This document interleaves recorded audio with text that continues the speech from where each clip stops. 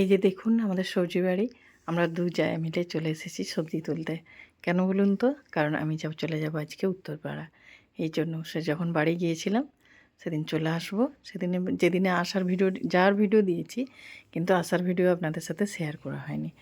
তো এইজন্য ওই যে 2 জায়া মিলে তুলতে এসেছি। ও শাক তুলছে, আমি বিনস তুলছি।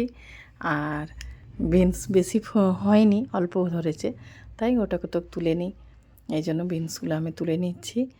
আর আরেকটা হাসির কথা, কারণ শাক জমিতে জল দিয়েছে। এইজন্য বনু ভাই আমাকে বারবার বলেছে, "বৌদি তুমি শাক বিলে নামবে না।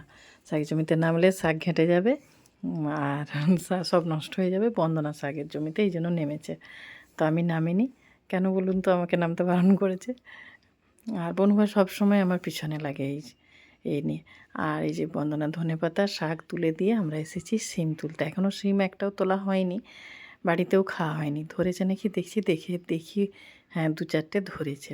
এই জন্য বন্দনা খুঁজে খুঁজে তুলছে। আর আপনাদেরকে দেখাচ্ছি, দেখুন পুরো জমি শুধু সবুজ আর সবুজ। যেদিকে তাকাচ্ছি সেদিকেই শুধু সবুজ।